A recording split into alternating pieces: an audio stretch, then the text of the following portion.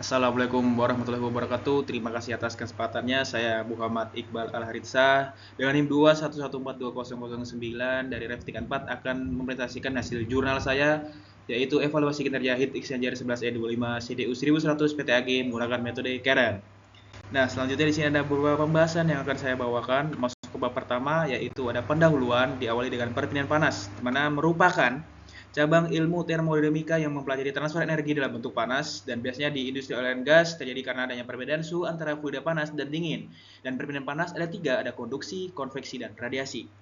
Selanjutnya masuk ke heat exchanger. Ini alat yang digunakan untuk memfasilitasi perpindahan panas dengan fungsi utama yaitu mentransfer panas antara dua fluida yaitu panas dan dingin serta memisahkan kedua fluida dengan sekat untuk menghindari pencampuran.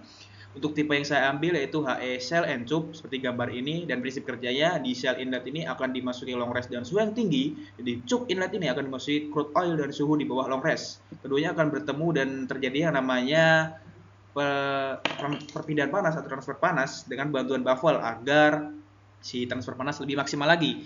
Keluaran dari tube outlet ini, crude oilnya suhunya akan naik dan shell outlet suhu long restnya akan jadi turun karena telah terjadi perpindahan panas atau transfer panas.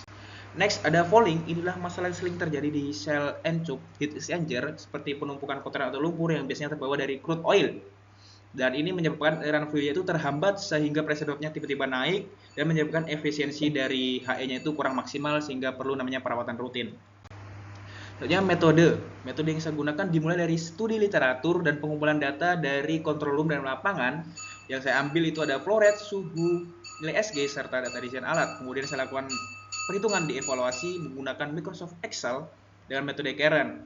Ada 4 yang saya fokuskan, ada volume factor, pressure drop, heat loss, dan efisiensi alat.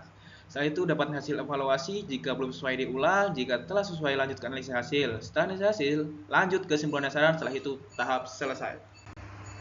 Masuk ke bab hasil dan pembahasan, di sini ada data desain alat saya yang saya jadikan acuan untuk evaluasi nanti.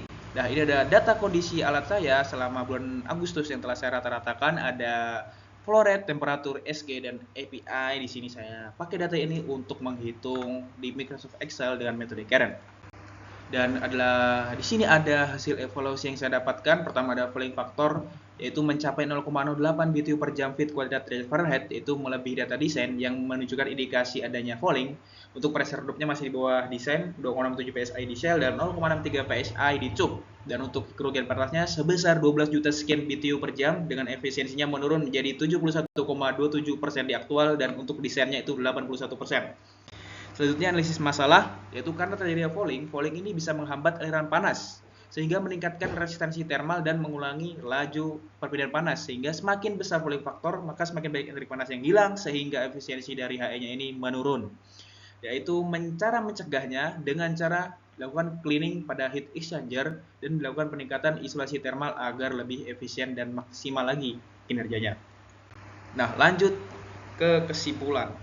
Di sini ada 4 kesimpulan dapat saya tarik. Yang pertama, fouling factor untuk heat exchanger 11E25 ini didapatkan 0,08 BTU per jam feet kuadrat derajat Fahrenheit, yaitu melebihi batas desain sehingga terjadi fouling pada alat. Dan yang kedua, adanya pressure drop pada heat exchanger masih di bawah desain dengan 2,67 PSI di shell dan 0,63 PSI di tube.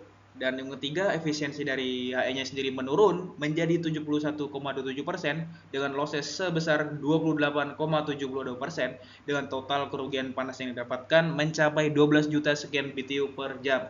Dan untuk kesimpulan terakhir, yaitu perlu dilakukan namanya cleaning, monitoring atau pembersihan secara berkala serta peningkatan isolasi termal agar si kinerja dari heat exchanger shell and tube ini bisa tetap maksimal dan optimal.